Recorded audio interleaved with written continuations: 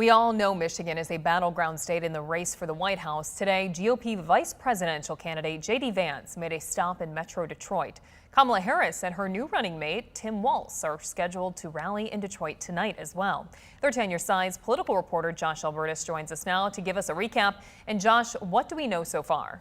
Well, Elena, some recent polls have suggested Harris gaining a larger lead in Michigan, but if there was any doubt whether Michigan will continue to be as in play for this election as we get closer to November, today certainly seeming to challenge that with visits from members of both top tickets. As you mentioned, Republican vice presidential pick and Ohio Senator JD Vance spoke on the east side of the state this morning, with the Democratic Vice President Kamala Harris and her VP pick set to take the stage later on tonight. Vance spoke in Shelby Township outside a local police station there, focusing remarks heavily on the topic of immigration in particular.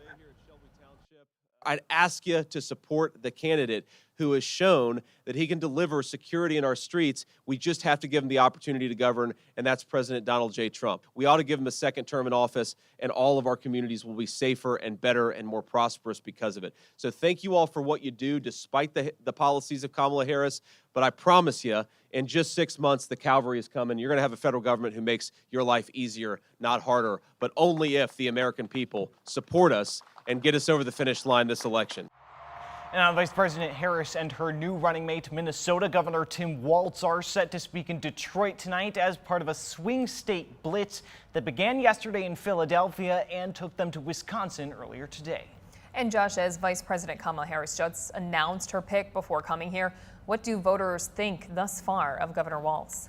Well, many recent polls have shown favorable and unfavorable ratings for Governor Walz in just the teens or even the single digits, meaning perhaps a lot of people may just not know enough to have an opinion yet. It could very well be another race between the parties to see who can be successful in painting a narrative of who Walz is to the voters in key swing states like this, meaning these visits today come at another very key moment in time for these campaigns. Elena. They certainly do. Thanks so much, Josh.